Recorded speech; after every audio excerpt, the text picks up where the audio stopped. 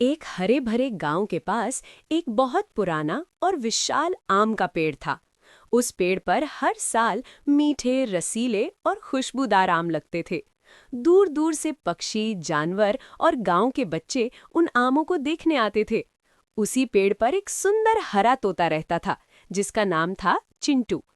चिंटू बहुत समझदार और मेहनती तोता था।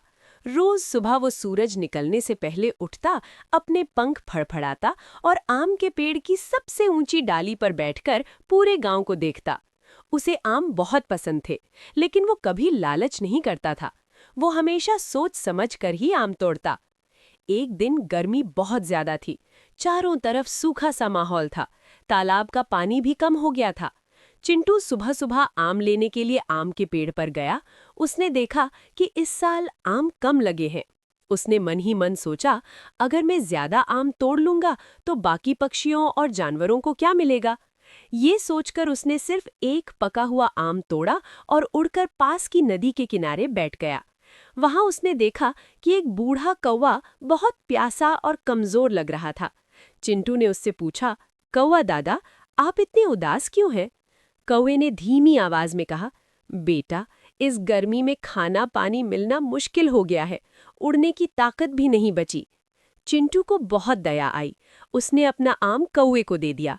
कौवा आम खाकर खुश हो गया और बोला, बेटा, तुम्हारा दिल बहुत बड़ा है। भगवान तुम्हें जरूर इसका फल देगा। दिन बीतते गए। एक दिन तेज आंधी आई। हवा इतनी जोर से चली कि आम के पेड़ की कई डालियां टूट गईं। चिंटू का घोंसला भी गिर गया। वो बहुत डर गया और उदास होकर पास के जंगल में चला गया। जंगल में उसे एक छोटा सा बच्चा दिखा जो रो रहा था।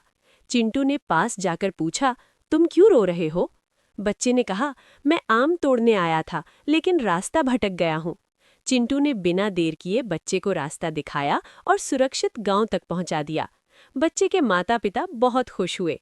उन्होंने चिंटू के लिए रोज दाना पानी रखने का वादा किया।